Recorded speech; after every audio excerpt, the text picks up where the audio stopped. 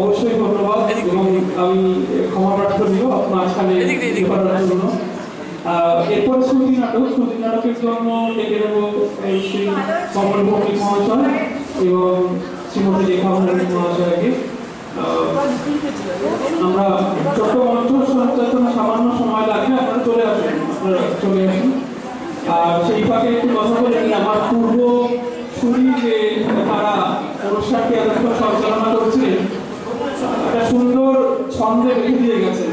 But আমার ভার করেছে স্লগোবার এই ম্যাচ বার করার জন্য। ঘড়ির কাঁটা থেকে দেখুন 9টা বাজে, তো অনেকগুলো অনুষ্ঠান পরপর বাকি, সে কারণে আমি একটু আগে থেকেই তাড়াহুড়ো করা শুরু করে দিয়েছি। এর পরবর্তী শিল্পী হিসাবে শ্রীমতী রেখা থেকে অনুরোধ করবো প্রস্তুত থাকার জন্য। শুরু হচ্ছে, হ্যাঁ এই মাইকটা লাগবে না?